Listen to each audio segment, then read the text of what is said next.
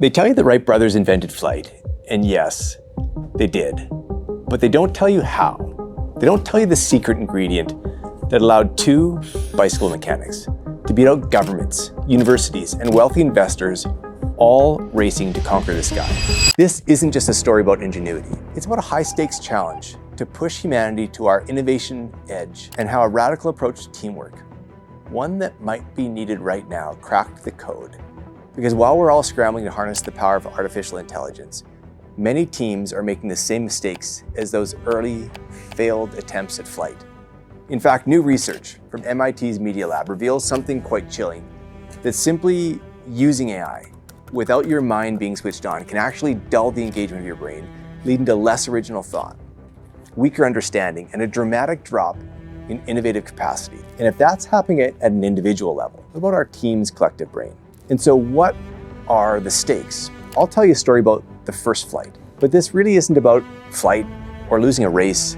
It's about the future and the cost of your team failing to master the innovation needed for the AI era. Because the question we all need to wrestle with is, how do we embrace the power of AI without losing the precision and creativity and engagement and control that may still be fundamentally key to our success? Honestly, at this moment, how do we lean into AI? For decades, flight was a dream, a fantasy. Geniuses like Leonardo da Vinci sketched flying machines. Wealthy patrons poured fortunes into grand designs. Samuel Langley, backed by the US government and armed with virtually unlimited resources, had just launched his aerodrome, a massive, powerful flying machine designed to stun the world. And the prevailing wisdom was simple: build the powerful engine, slap some wings on it, and you're airborne. Most believed the problem was brute force, pure horsepower. But there was one problem. Every single one of those attempts ended in spectacular failure. Machines crashed into rivers, broke apart in the air, or simply refused to lift off. The common perception was that the technology wasn't there yet, or that flight was inherently too complex. Enter two brothers from Dayton, Ohio, Wilbur and Orville Wright.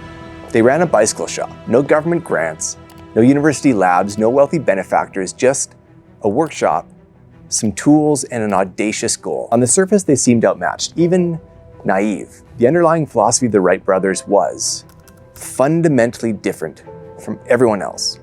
While the world obsessed over power, the Wrights obsessed over control. They understood that a flying machine wasn't just about getting off the ground, it was about staying in the air and maneuvering and landing safely. This meant the human-machine interaction was paramount. Their initial successes were really small, seemingly insignificant. They started with kites, then gliders. These weren't grand spectacles, they were humble experiments. People often dismissed these early efforts, seeing them as child's play compared to Langley's mighty aerodrome. But they were proving out fundamental concepts of aerodynamics, and more importantly, how a human could interact and control an unstable flying object. It felt like a clever approach, but then came the first cracks.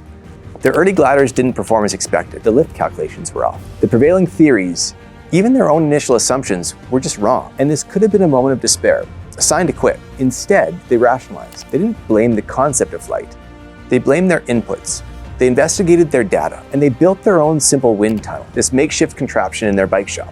And this was revolutionary. While others were crashing full-scale machines, the Wrights were meticulously gathering accurate aerodynamic data, often working late into the night. They were essentially creating the world's first true aerodynamic database. And what might this tell us about AI innovation? Effective teams won't just consume AI, they'll become data architects, building and curating the unique information that transforms AI from a general tool into the most powerful, controlled, and precise competitive advantage. For the Wrights, the critical catalyst event was on December 17th, 1903. The moment of truth had arrived. Orville made the first successful flight, lasting just 12 seconds.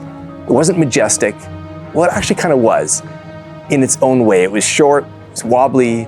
The immediate aftermath was silence, no fanfare, no ticker tape, no parades, no worldwide acclaim. Most of the public, most of the scientific community didn't believe it. They thought it was a hoax or an exaggeration. Their initial successes were so modest compared to the grand failures of others that they were dismissed. But the human impact was profound. While the experts debated, the Wrights continued to fly, perfecting their machine. They were humble bicycle makers driven by an unshakable belief in their process, even when it meant being ridiculed or ignored. And the intellectual friction was immense. Skeptics pointed to the short flight times, the seemingly amateurish approach, but the Wrights kept collecting data, kept iterating, kept proving the counter-narrative through demonstrations, not just through declarations. The big innovation didn't come in one flash. It was a slow, undeniable grind of consistent, controlled flight. By 1908, the evidence became irrefutable. Wilbur's demonstration flights in France captivated the world. He flew for minutes, then hours, performing turns, circles, figure eights, with astonishing control. The irrefutable facts were clear. They had not just achieved flight, but controlled flight. The age of aviation had begun. And I'm curious, what might be the core lesson for your team, for your business? As we stand at the precipice of the AI revolution, where do you aim? Is it about power and big bets? Or is it about control, consistency, belief, and learning from failures? The Wright brothers didn't just build an airplane. They built a team dynamic that allowed them to tackle an impossible challenge.